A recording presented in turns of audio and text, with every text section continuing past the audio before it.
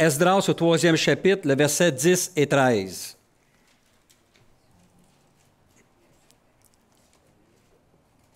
Commençons au verset 9, si vous voulez bien. « Et Josué, avec ses fils, ses frères, Kadmiel, avec ses fils, fils de Juda, fils de Hénadad, avec leurs fils et leurs frères, les Lévites, se préparèrent tous ensemble à surveiller ceux qui travaillaient à la maison de Dieu. » Au verset 10, « Lorsque les ouvriers posèrent les fondements du temple de l'Éternel, on fit assister les sacrificateurs en costume avec les trompettes et les Lévites, fils d'Asaph, avec les cymbales, afin qu'ils célèbrent l'Éternel, d'après les ordonnances de David, roi d'Israël. Ils chantaient, célébrant, louant l'Éternel par ses paroles, car il est bon, car sa miséricorde pour Israël dure à toujours. Et tout le peuple poussait de grands cris de joie en célébrant l'Éternel, parce qu'on posait les fondements de la maison de l'Éternel. Mais plusieurs des sacrificateurs et des Lévites et des chefs des familles âgées, qui avaient vu la première maison, pleuraient à grand bruit, pendant qu'on posait sous leurs yeux les fondements de cette maison. Beaucoup d'autres faisaient éclater leur joie par des cris, en sorte qu'on ne pouvait distinguer le bruit des cris de joie du bruit des pleurs parmi le peuple, car le peuple poussait de grands cris dont le son s'entendait au loin. Seigneur, merci encore une fois pour ta parole, Seigneur. Merci, Seigneur, pour cette parole que tu m'as donnée, Seigneur, à méditer depuis ces derniers jours, Seigneur. Et je te prie que tu puisses donner à ton humble serviteur ce matin la parole facile afin de pouvoir expliquer, Seigneur, cette parole et que ça puisse être une source d'encouragement, Seigneur, pour chacun de nous. Sois élevé, Seigneur, dans cette assemblée, Père. Et c'est dans le nom de Jésus qu'on a prié. Et tout ton peuple te dit Amen. Et Amen. Veuillez vous asseoir. Donc, le titre du message ce matin, c'est « Des pleurs, des rires et la réalité ». On entre dans un texte ce matin qui est réellement spécial. C'était un entre-deux. Juste pour vous donner un petit peu de l'historique où on se situe à travers ce passage-là. Israël avait été mis en captivité pendant 70 ans. Et lorsqu'on voit, je vais tourner brièvement dans quelques passages, dans Jérémie 25 et le verset 11, on voit que c'était le plan de Dieu. Et tout après cela, donc, Jérémie 25, le verset 11, « Tout le pays deviendra une ruine, un désert, et ces nations seront asservies au roi de Babylone pendant 70 ans. Mais lorsque ces 70 ans seront accomplis, je châtierai le roi de Babylone et cette nation, dit l'Éternel, à cause de leurs iniquités, et vous connaissez le reste de l'histoire. » Donc, vous savez, on a entendu des paroles ce matin, Dieu est au contrôle de tout. Des fois, on s'imagine qu'on est seul. Des fois, on s'imagine que ce sont des oups de la vie. Des fois, on s'imagine que ce sont des situations qui sont hors du contrôle de Dieu. Mais frères et sœurs, je dois vous annoncer, vous dire officiellement que peu importe que tout ce qui nous arrive, Dieu est au courant de tout ce qui nous arrive. Je ne veux pas dire que c'est le précurseur de tout ce qui nous arrive. Il ne veut pas que personne se fasse mal. Il ne veut pas que personne se blesse. Il ne veut pas que personne s'éloigne de sa présence. Mais il nous donne une liberté de s'approcher, j'ai même osé, de s'éloigner de lui si c'est le désir de notre cœur. Mais le Seigneur veut que l'on soit près de lui. Et le peuple de Dieu s'éloignait de Dieu. Tout au long de cette survie-là, tout au long pendant des décennies, des 1000 ans, le peuple de Dieu s'éloignait de ce que le Seigneur avait donné. On se souvient de la première génération qui a été détruite par un déluge. Pas grand monde qui est sorti de cette première génération-là. Le Seigneur, il dit, on va recommencer la terre à neuf. On va recommencer avec des nouvelles créatures, avec du nouveau monde. Quelques personnes seulement sont sorties du déluge. Il disait, la seule chose que vous avez à faire, c'est de suivre mes commandements. Alléluia. Le Seigneur ne demande pas grand-chose, simplement de suivre ses directives. Si on veut être béni, si on veut être rempli de sa présence dans toutes les sphères de notre vie, c'est à nous d'obéir ce que le Seigneur nous demande de faire. Et je sais que ce n'est pas toujours facile. Parce que la vie nous amène des choses qui nous tentent d'aller à droite, d'aller à gauche et de s'éloigner de la présence de Dieu. Donc, notre texte de ce matin, c'est que Dieu dit, c'est assez, ça fait 70 ans que vous êtes éloignés. Comme je vous l'ai dit, c'est pas comme chose, il dit, ben là, je pense qu'il y en a assez. Il l'avait déjà prédit par ses prophètes, qui était pour avoir un temps de 70 ans, un temps de réflexion. Nabuchodonosor a détruit Jérusalem, le temple et les objets. Le premier temple avait été complètement détruit. 70 ans à vivre sans faire les fêtes. 70 ans à se passer des sacrifices de donner à notre Dieu. 70 ans à vivre réellement, à être obligé de s'abstenir des choses que notre Dieu nous demande de faire. Savez-vous qu'est-ce que c'est, 70 ans? Imaginez-vous s'il y avait quelqu'un d'assez tyran, d'assez dur, d'assez induit du mal, viendrait ici à Montgelée et dit, écoutez, pendant 70 ans, je vous refuse. Vous n'avez pas le droit de rendre gloire à votre Dieu. Ça veut dire que vous ne pouvez pas vous rendre aux réunions. Je comprends qu'on peut le louer chez nous, mais vous n'avez plus accès pendant 70 ans à son temple. Que vous n'avez plus à venir ensemble, frères et sœurs, pour louer Dieu, pour s'exhorter, pour s'élever. Imaginez-vous cela. C'est ce que le peuple a vécu. Et Cyrus, un des rois, donne la permission de retourner dans leur pays. Il dit, maintenant, ce règne est fini, les Chaldéens sont enlevés de là, et je vous donne la permission de retourner dans votre pays comme Dieu l'a exigé, l'a demandé. 50 000 personnes sont sorties de cette zone d'esclavage pour retourner dans leur pays. Et 3 ans plus tard, ils ont érigé les premières fondations pour un nouveau temple, parce que le premier temple avait été ravagé. Pour plusieurs, c'était la joie, pour les jeunes, et puis pour les anciens, c'était une tristesse dans le cœur.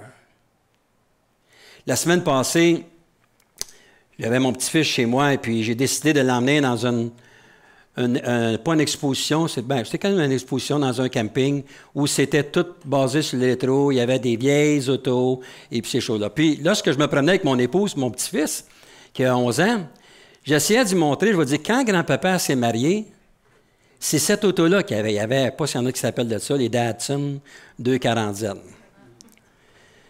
Mon petit-fils n'a pas été épaté pantoute par... Moi, c'était pas une auto, c'était plus un char. Et puis il disait, ah, ben là, tu sais, lui est habitué avec la nouvelle génération. Mais nous, on est accrochés aux vieilles choses. Et je voyais les vieux Buick, les vieux Cadillac. Et en arrière de ça, il y avait les anciennes musiques. Il y avait même Patrick Normand qui chantait à quelque part des chants « Ne laisse pas passer la chance d'être aimé » ou je ne sais pas quoi. Et puis là, on voyait les gens qui étaient en adoration vers ces vieux chants-là. Aucun espoir, mais ils étaient accrochés au passé. Aucun espoir. Il dit, il n'y avait rien de bon aujourd'hui. Tout ce qui se fait aujourd'hui, c'est pas bon. Dans le temps, on avait nos choses. Et ce matin, notre texte, c'est un petit peu ça. C'est un petit peu une ancienne génération de ceux qui ont sorti de ce 70 ans d'esclavage sous le règne de Nabuchodonosor, mélangé avec ceux qui sont venus au monde durant ce temps d'esclavage-là, parce qu'il y a eu des naissances, et qui n'ont jamais connu la gloire du premier temple. Et là, ils tentent de s'unifier ensemble pour rebâtir un temple. Les anciens pensaient ce que ça avait l'air avant. Les nouveaux n'avaient aucune idée de ce qui s'était passé avant. Ils voyaient ça avec une nouvelle vision. Et c'est pour ça que le titre de mon message ce matin, c'est « Il y a eu des pleurs, il y a eu des cris de joie ». Mais je vais terminer le message ce matin avec « Quelle est la réalité de Dieu ?» Premier point que j'aimerais toucher ce matin, c'est se rappeler le passé, la grandeur de la gloire de Dieu. Mettez-vous un petit peu dans la peau de ceux qui pleuraient. Comme on voit, tout le peuple poussait de grands cris de joie en célébrant, mais plusieurs des sacrificateurs et lévites et des chefs de familles âgées qui avaient vu la première maison pleuraient à grand bruit pendant qu'on posait sous leurs yeux les fondements de cette maison. Plusieurs faisaient éclater leur joie par des cris, en sorte qu'ils ne pouvaient pas distinguer la joie des pleurs. Aujourd'hui, si je transpose ça en 2016, il y a des gens qui, ça fait peut-être 25, 30, 40, 50 ans qui connaissent le Seigneur qui sont ici. Il y a des gens qui ont vu l'Église primitive, parce qu'on est une nouvelle génération au Québec. Il y a des gens qui ont vu la gloire de Dieu éclater. Il y a des gens qui ont vu des réunions de prière, des réunions d'adoration où des miracles se sont faits devant leurs yeux. Il y a des gens qui ont vu, qui ont entendu les prières être prononcées et à l'instant même, ces prières-là étaient exaucées. Il y a des gens qui ont vu des personnes rentrer de l'extérieur qui étaient contre l'avancement de Dieu et arriver à l'autel et se convertir.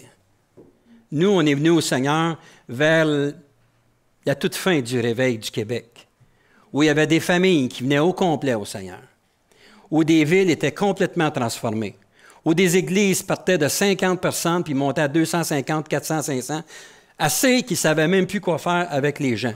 Il n'y avait pas personne de formé pour prendre ces gens-là qui venaient au Seigneur. Le texte ce matin, ça nous parle de ça. Les gens ont vu la grandeur du temple de Dieu. Il y a des gens qui ont vu, si vous tournez avec moi dans 2 Chroniques 5, la gloire du temple. Au verset 11, 2 Chroniques 5, au verset 11, « Et au moment où les sacrificateurs sortirent du lieu saint, car tous les sacrificateurs présents s'étaient sanctifiés sans observer l'ordre de classe. Et tous les Lévites qui étaient chantres, Asaph, Éman, Jéduthun, leurs fils et leurs frères revêtus de bisus se tenaient à l'orient de l'autel avec des cymbales, des luttes et des harpes. Et il y avait auprès d'eux 120 sacrificateurs sonnant des trompettes. » Mais au verset 13, « Et lorsque ceux qui sonnaient des trompettes et ceux qui chantaient s'unissant d'un même accord pour célébrer et pour louer l'Éternel, fit retentir les trompettes, les cymbales et les autres instruments, et célébrèrent l'Éternel par ses paroles, car il est bon, car sa miséricorde dure à toujours. En ce moment, la maison de l'Éternel fut remplie de nuées, et les sacrificateurs ne peuvent pas y rester pour faire le service à cause de la nuée, car la gloire de l'Éternel remplissait la maison de Dieu. » Ceux qui sont sortis de ce temps-là de Babylone se souviennent de ce qui s'était passé. Ils ont vu comment ils ont travaillé, les ancêtres avaient travaillé à bâtir un temple. Comment Dieu avait pourvu dans les moindres détails de leur pourvoir des matériaux afin qu'il puisse y avoir une maison, aller adorer Dieu. Ça ne devait pas être facile. Ça ne devait pas être facile, surtout de dire ce qui s'était passé avant et de reconstruire aujourd'hui, où la reconstruction se voulait véritable à Dieu, et où peut-être il y avait une certaine nonchalance qui s'installait à travers cette reconstruction-là. C'était la maison de Dieu. Ce nouveau temple ne sera jamais pareil. Gardez votre doigt dans le texte qu'on a parlé ce matin dans Esdras, au 3e chapitre, et tournez avec moi dans Agé, au 2e chapitre. Parce qu'au moment où ils ont commencé à rebâtir cette maison-là, Dieu a suscité 2 prophètes afin que son peuple puisse se réveiller. Donc, Agé et Zacharie. Et dans Agé 2 et le verset 3, le prophète dit « Quel est parmi vous le survivant qui ait vu cette maison dans sa gloire première? Et comment la voyez-vous maintenant? Telle qu'elle est, ne paraît-elle pas comme rien à vos yeux? » Parole assez dure du prophète. Souvent, on s'imagine que le Seigneur va nous parler simplement par des paroles qui sont douces. Mais le prophète qui avait été appointé pour parler au peuple qui était sorti de ce temps d'esclavage pendant 70 ans, voyait que le peuple, même s'il avait été sans la présence de Dieu pendant 70 ans, il était encore tenté à se laisser endormir, à ne pas être aussi à la guet aussi prête pour bâtir une maison, d'être aussi dédiée à la cause de Dieu. Les efforts et l'accomplissement dans la construction de l'ancien temple étaient du surnaturel.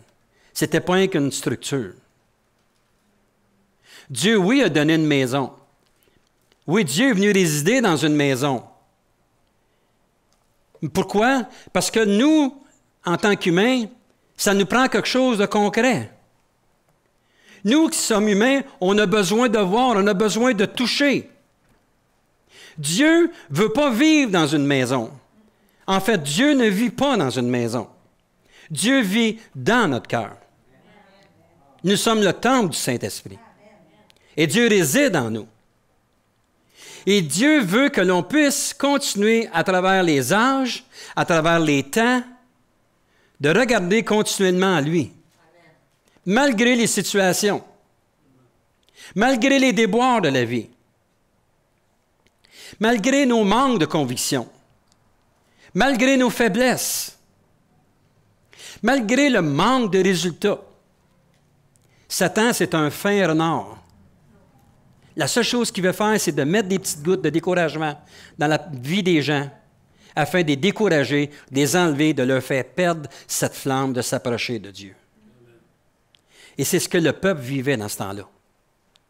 Eux étaient attachés au passé, qui ne se rappellent pas de l'Église du temps de la gloire de Dieu. La parole était annoncée sans détour. La crainte de Dieu était présente dans la société. Je me souviens, moi, dans les années 80, lorsqu'on parlait d'une Église, les gens avaient une crainte de l'Éternel. Les gens avaient quand même une haute opinion de l'Église de Dieu.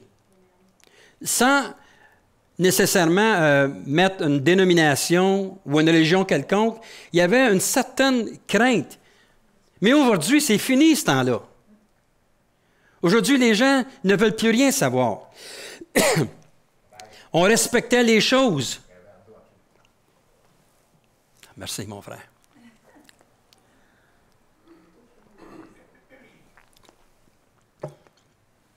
La société respectait les choses de Dieu. Les prédicateurs étaient remplis de l'Esprit de Dieu, peu importe l'endroit. La puissance de Dieu se manifestait à chaque réunion. Les gens étaient sauvés et les saints avaient la victoire. Ça, c'est ce qu'on se rappelle. Faites-vous-en pas, je rencontre beaucoup de personnes, je parle avec beaucoup de gens, puis la seule chose que j'entends très souvent, c'est plus comme c'était dans le temps. C'est plus comme c'était dans le temps. Et savez-vous quoi? Des fois, je peux tomber dans le bateau puis dire, c'est vrai, c'est plus comme c'était dans le temps. Mais qu'est-ce qui m'empêche, moi, d'être comme c'était dans le temps? Et qu'est-ce qui empêche l'Église d'ici, de Mont-Joli, d'être ce qu'elle a toujours été? Et qu'est-ce qui empêche, nous, les enfants de Dieu, de reprendre nos valeurs d'antan puis de les remettre à surface? Tout va changer. Tout va être complètement transformé. Vous savez, c'est à nous d'être convaincus de ce que le Seigneur est en train de faire. Et pas aux autres. Deuxième point, je vais toucher les rires du présent. Donc, on voit dans notre texte ce matin, au verset 11, « Plusieurs n'étaient pas là au premier temple. Leur seul souvenir, c'est qu'ils ont été délivrés de la captivité. » Donc, les nouveaux qui sont venus au monde dans la captivité, ils ont dit, « Bon, finalement, on est sorti de Nabuchodonosor. » Puis j'ai entendu à quelque part qu'ils veulent qu'on sorte. Donc, on est une bonne gang, on est 50 000, et on sort. Puis j'ai même entendu dire qu'on va rebâtir un temple. Alléluia, je suis content, on va se bâtir un temple. Ils n'avaient jamais vu c'était quoi un temple. Premièrement, ils ne pouvaient pas adorer Dieu là où ils étaient. Ils se sont emmenés à quelque part, puis ont commencé à vouloir bâtir un temple. Avec la construction de ce nouveau temple, ils voyaient une opportunité de sortir et d'aller dans la présence de Dieu. Frères et sœurs, ce matin, sommes-nous tellement axés sur le passé que nous négligeons ce que Dieu veut accomplir aujourd'hui?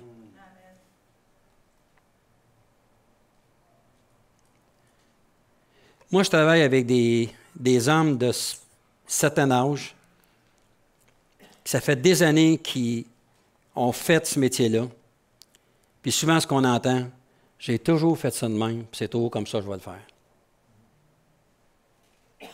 Est-ce qu'on est rendu à un point que notre pensée, notre être est attaché au passé et on a de la difficulté à simplement ouvrir les yeux et regarder en avant et de voir l'œuvre que Dieu veut accomplir ici, dans nos vies?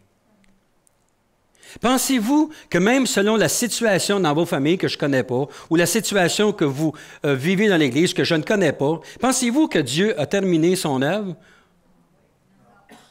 Est-ce que vous pensez que Satan, lui, ce qu'il veut, c'est de se faire croire que, écoute, vous avez été au plus loin de ce que vous pouviez faire, maintenant régresser? Ça, c'est le message que Satan veut lancer. Mais Dieu a d'autres choses de bien plus gratifiant pour son peuple. Dieu veut qu'on puisse sortir de ce marasme. Devons-nous garder en nous les mémoires du passé ou continuer à avancer? Et avancer, qu'est-ce que ça veut dire? J'ai marqué quelques notes cette semaine qui venaient en tête. Est-ce que cela veut dire que nous devons avoir des nouvelles Bibles? Il y a toutes sortes de Bibles qui se réécrivent, des Bibles qui veulent simplifier la compréhension supposément, mais souvent dans ces nouvelles Bibles-là, malheureusement, on perd l'essence même du message de Dieu. Il y a des Bibles qui ont jusqu'à 60 passages qui ont été enlevés ou qui ont été changés ou qui ont été déplacés d'endroit, et ça l'enlève beaucoup à la parole de Dieu. Remplacer la prédication par des pièces de théâtre?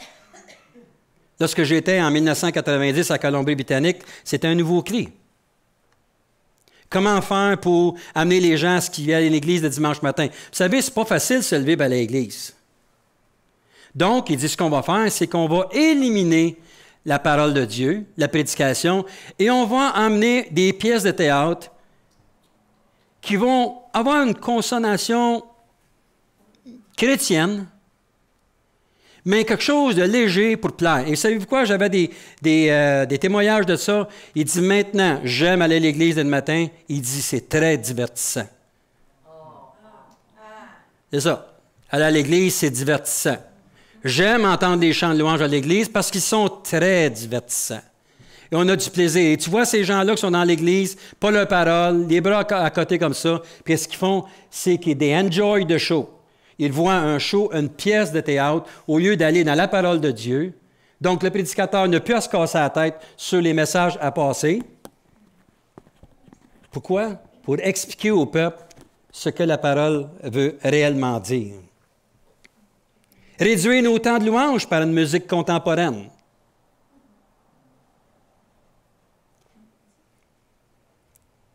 Devons-nous accepter les choses du monde afin d'attirer des gens et d'espérer d'avoir une grande Église?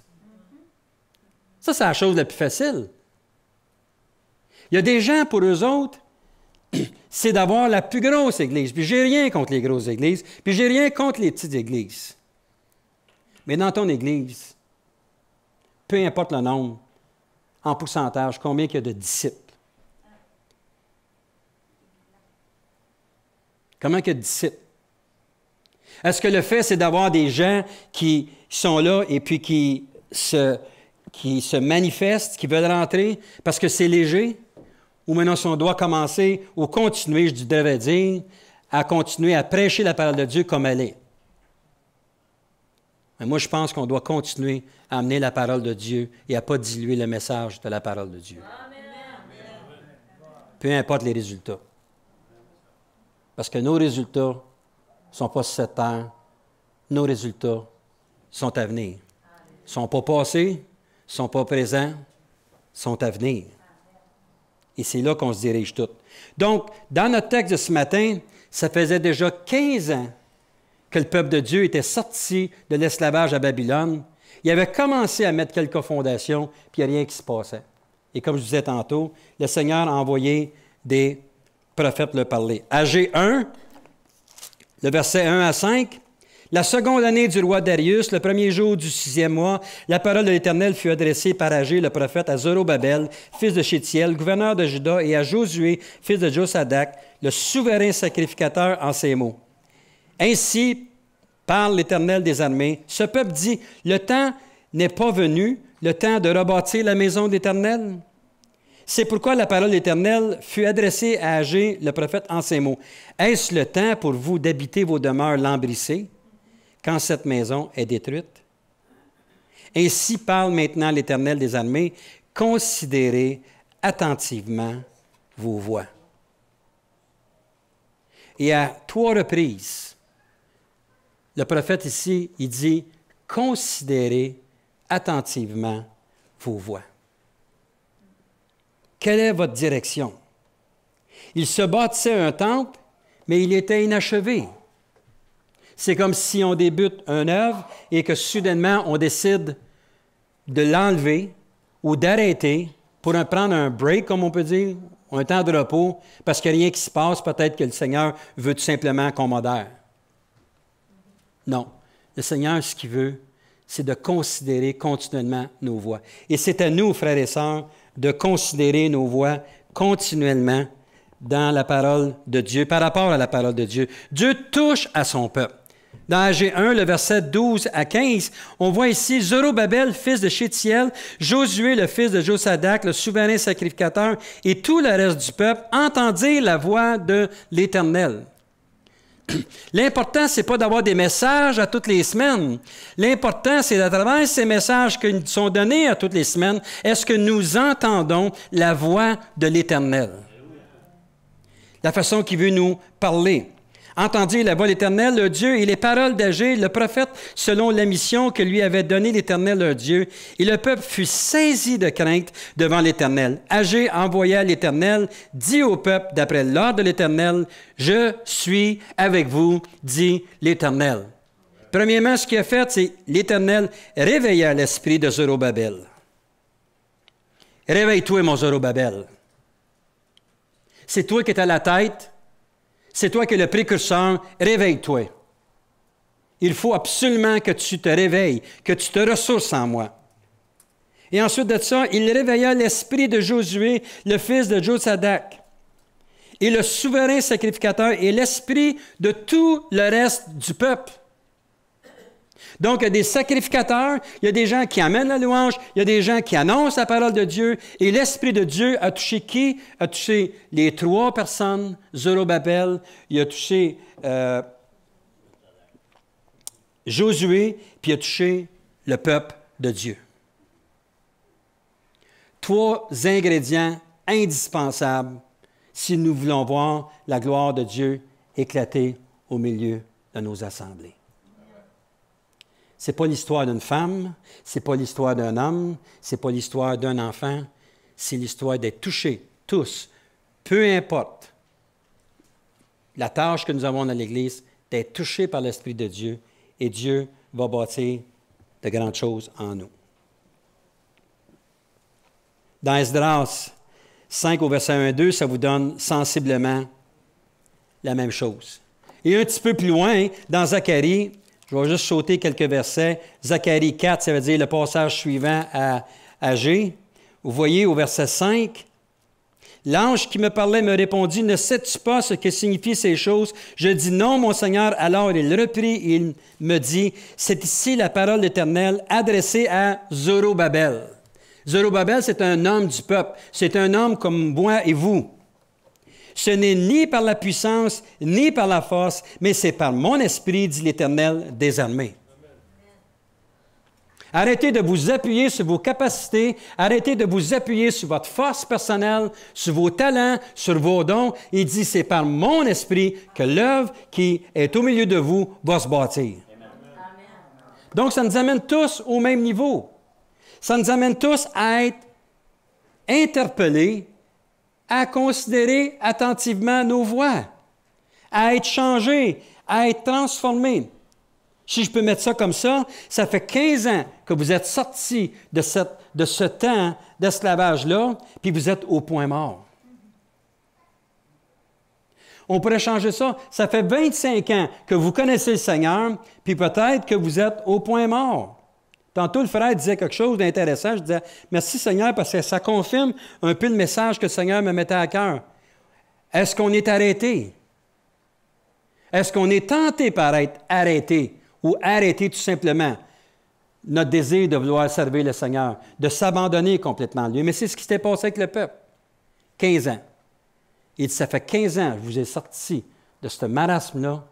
Puis il dit, encore une fois, vous êtes arrêtés, vous continuez de vous occuper de vos maisons et vous ne faites rien afin que mon temple puisse prendre une ampleur et que tous les gens qui vont voir ça puissent être touchés par ma présence au milieu de vous. Les plus jeunes et les plus âgés devaient apprendre à travailler ensemble.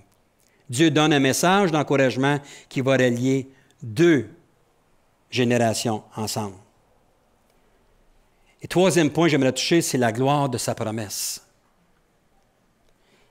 qu'il touche, qu'on va voir dans notre texte, dans Agé 2. Je m'excuse si je vais un peu à droite et à gauche, mais il y a tellement de beaux passages à travers Agé, Zacharie et Esdras qui sont compléments et à voir comment est-ce que Dieu a agi pour toucher les gens. Donc, dans Agé 2, le verset 1 à 9, on va demeurer dans ces textes-là jusqu'à la fin. Donc, premier point, la promesse « Je suis avec vous ». Donc, au verset 2, ici, dans notre texte, ça nous parle à Zérubabel, fils de Chétiac, à Josué, puis parle au souverain sacrificateur et au reste du peuple. Quel est parmi vous le survivant qui a vu cette maison dans sa gloire première, et comment la voyez-vous maintenant telle qu'elle est, et ne paraît-elle pas comme rien à vos yeux? Mais au verset 4, « Maintenant, fortifie-toi, Zérubabel, dit l'Éternel, fortifie-toi, Josué, fils de Josatak, souverain sacrificateur, fortifie-toi, peuple entier du pays, dit l'Éternel, et travaillez, car je suis avec vous. » Amen. Arrêtez de regarder en arrière, arrêtez de regarder chaque côté et regardez en avant parce que je suis avec vous. Si je peux vous donner, frères et sœurs, en tout cas, moi, ça m'encourage, lorsque je préparais mon message cette semaine, c'est un encouragement. Que peu importe la situation que vous vivez, volontaire ou non volontaire, le Seigneur est présent au milieu de vous. Le Seigneur est là à chaque jour pour vous fortifier. Le Seigneur est là pour vous donner chaque jour les vitamines nécessaires pour continuer à avancer. Ce temple n'est peut-être pas comme le premier, mais je suis avec vous.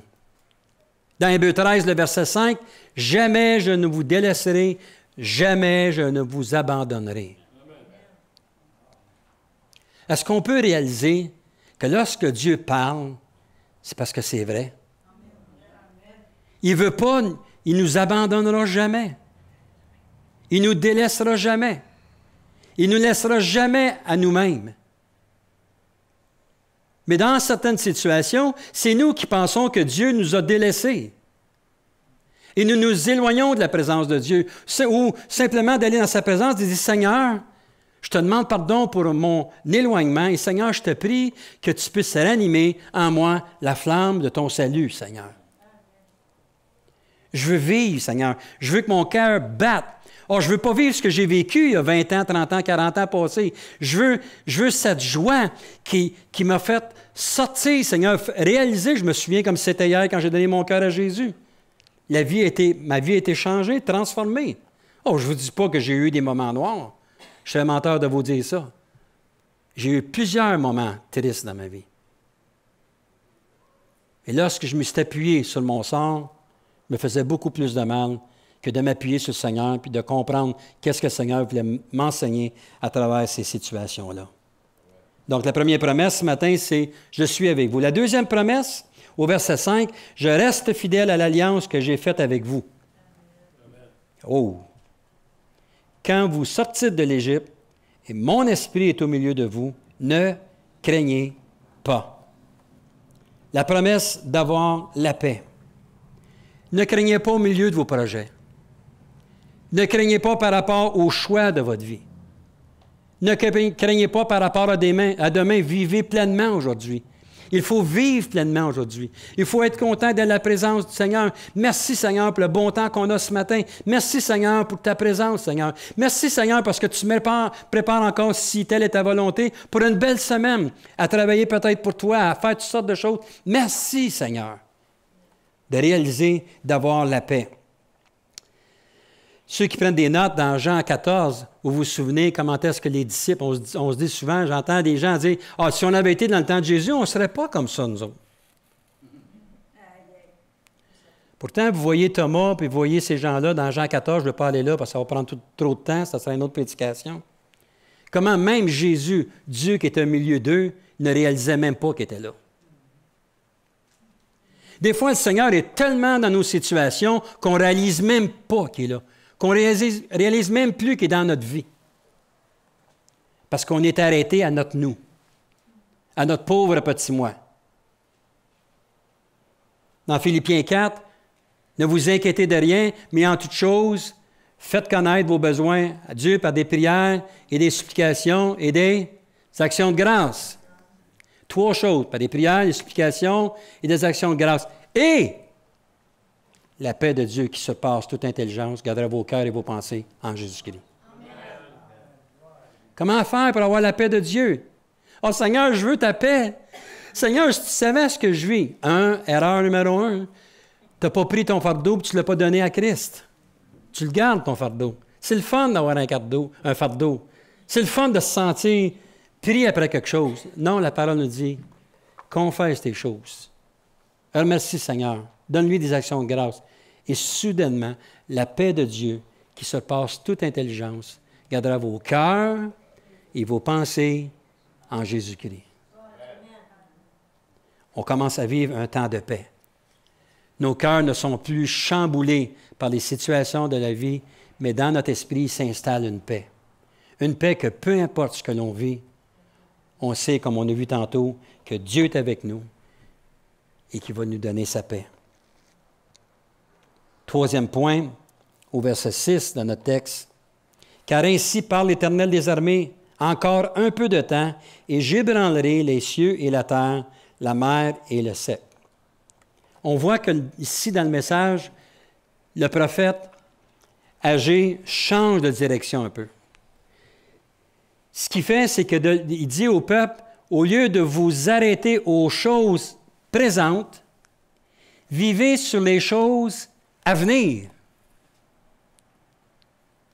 Vivez sur ce qui vous attend pour l'éternité.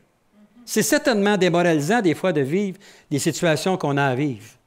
Mais si on pense que notre temps, c'est comme la vapeur, c'est comme un rien finalement, un coup de vent va passer comparativement à l'éternité qu'on va passer avec Dieu, c'est changement. C'est tout un changement. Peu importe les apparences concernant le mal, le Seigneur demeure en contrôle. Amen. On regarde le monde, c'est épouvantable.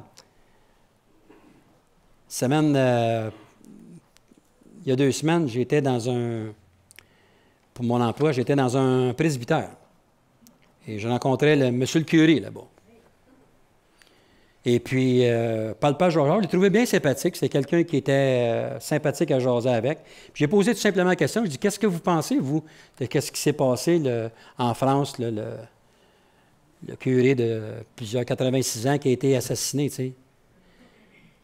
Fait que moi, il m'a tout simplement demandé si j'étais quand même un croyant. Ben, j'ai dit, pas la religion catholique, non.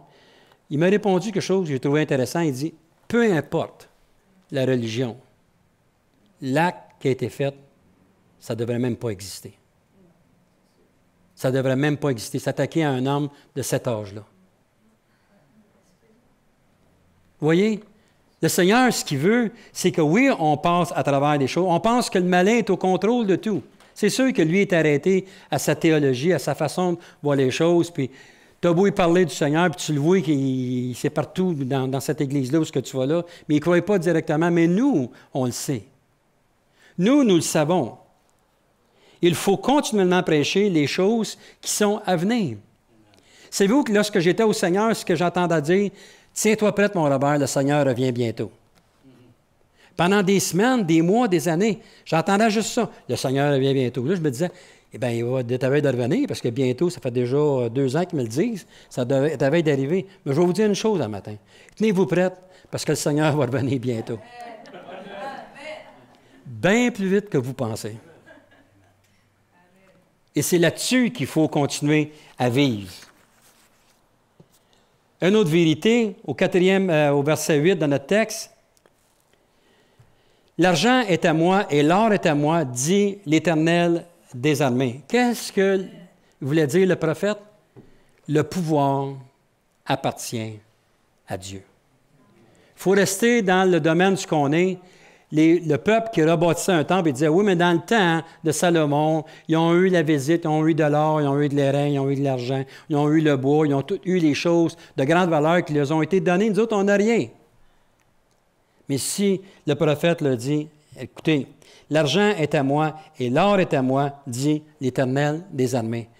Continuez à construire mon temple et je vais m'occuper à pourvoir à tous vos besoins. Vous ne manquerez rien pour bâtir ce temple-là.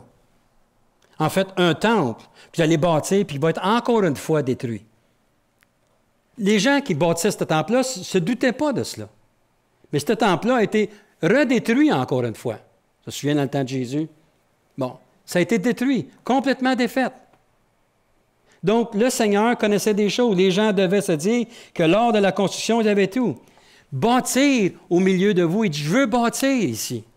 Peut-être qu'on regarde l'Assemblée, peut-être qu'il dit, si on était plus nombreux, on aurait peut-être plus de ressources. Ça n'a aucune espèce d'importance, les ressources que vous pouvez vous imaginer que ça prend pour faire vivre une Église.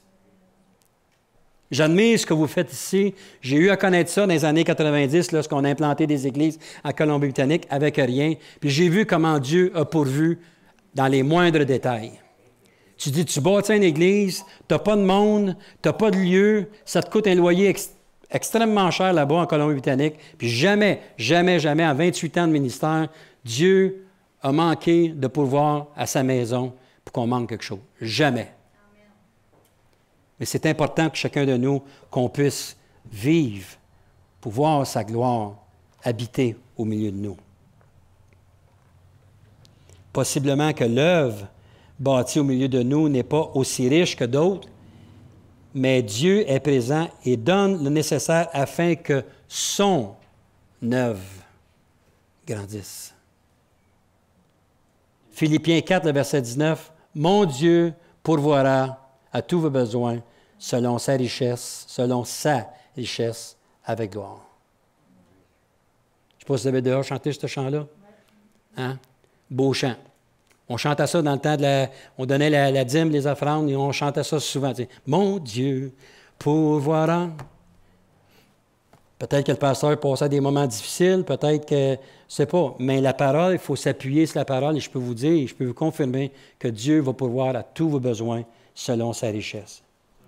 Et dernier point, la promesse de ce potentiel, et ça, je pense que c'est le plus important. Au verset 7 de notre texte d'Agé, ça nous dit « J'ébranlerai toutes les nations, les trésors et toutes les nations viendront, et je remplirai de gloire cette maison, dit l'Éternel des armées. » Et au verset 9, « La gloire de cette dernière maison sera plus grande que celle de la première, dit l'Éternel des armées. Et c'est dans ce lieu que je donnerai la paix, dit l'Éternel des armées. » Donc là, le peuple est un petit peu confus. Il dit, est-ce que le prophète dit que c'est la deuxième maison qu'on va bâtir, que ça va être plus grande? Non, ce n'est pas ce que le Seigneur disait.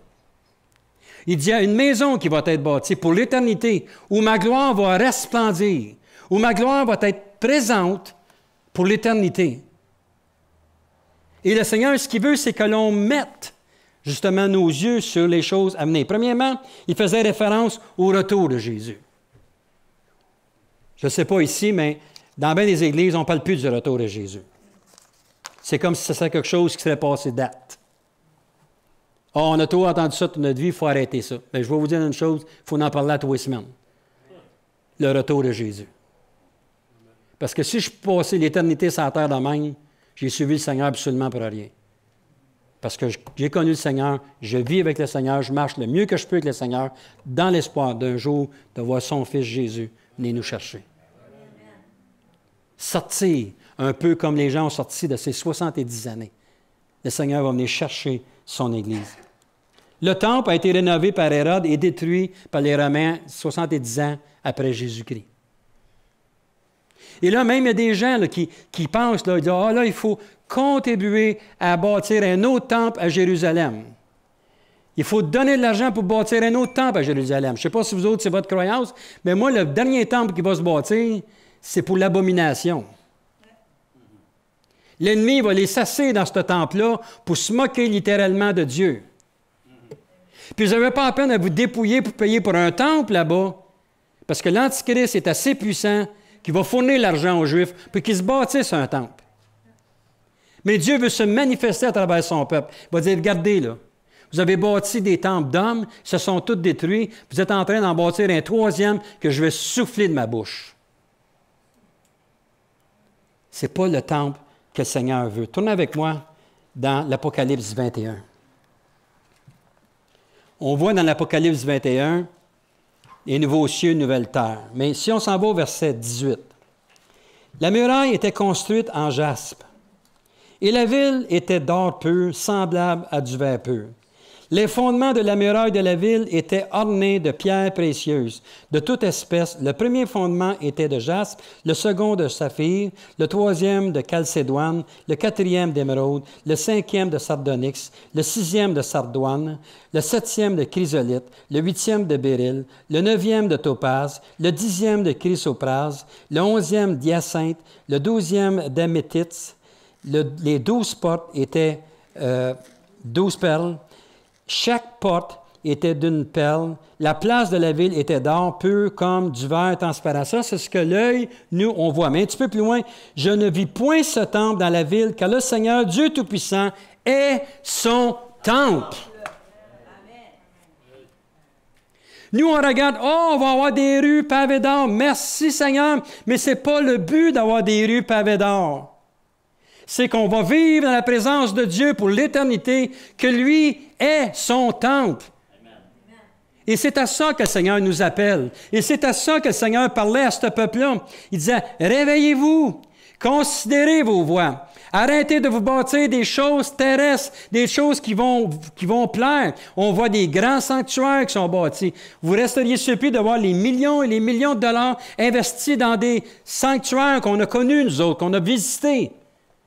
Des gens qui ont bâti des églises pour 10 millions. Avec les rampes, tout illuminé partout, c'est de toute beauté. Les gens là, tous ceux qui étaient à 100 bas, ça prenait l'habit 3 pièces pour être assis là. On est dans un temple de riches, mais ce n'est pas ça que le Seigneur. Parce qu'il dit, mais que je bâtisse une nouvelle terre et une nouvelle cieux, vous allez marcher sur l'or. Vous allez voir les 12 portes, des perles, des vraies perles. Mais par-dessus tout cela, vous allez être dans ma présence, car c'est moi le temple auquel vous devez vivre pour l'éternité. Et je vous encourage, frères et sœurs, à justement mettre vos yeux sur ce beau temple-là qui est à venir, présentement qui est dans notre cœur, mais là qu'on va le voir de nos yeux. J'aimerais ça être capable de vous donner une description de Dieu ce matin. J'aimerais ça vous décrire le ciel, mais j'y ai jamais été.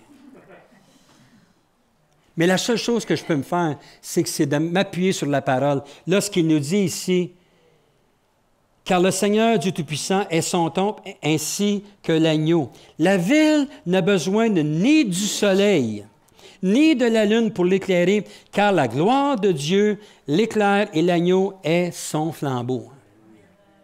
Je ne sais pas si vous êtes juste capable de vous imaginer cela un petit peu. En fermant les yeux ce soir ou cet après-midi, si vous prenez une petite sieste, pensez à ça. Que vous êtes dans un lieu noir et que la gloire de Dieu, son temple, éclaire la présence. Je ne sais pas quelle couleur que ça va avoir, mais ça va être extraordinaire. Et qu'il y a un flambeau qui est là et que son nom est Jésus. Puis on va marcher là-dedans, nous autres, pour l'éternité. On n'a plus à se casser la tête pour demain, pour hier. On a juste à vivre l'éternité dans la présence de notre Dieu. En conclusion ce matin, est-ce que vous pouvez réaliser l'opportunité que nous avons aujourd'hui? Pouvez-vous réaliser l'opportunité que vous avez aujourd'hui, Jean de Montgelée? Vous avez une des plus belles opportunités de continuer à faire valoir la présence de Dieu pour l'éternité, de continuer à parler aux gens qui vous entourent, de dire « Le Seigneur revient bientôt ». « Ah, j'ai entendu ça, le Seigneur revient bientôt ». « Ouais, mais il y a une nouvelle théologie. Laissez faire les nouvelles théologies. Le Seigneur revient bientôt. » Et annonce-moi la parole comme elle est. Considérons nos voies. Est-ce que nos yeux sont à la bonne place? Faire le mieux que nous pouvons faire pour le royaume de Dieu sur la terre, sachant qu'à tout moment, il peut venir chercher son Église. Où il y a eu des belles réunions de mouvements dans le passé, oui, mais les réunions qui sont à venir sont encore plus grandioses, plus encourageantes, plus vivifiantes pour chacun de nous autres. Parce qu'on n'est plus attaché à ce qui se passe là, mais aux choses à venir, mais dans le présent.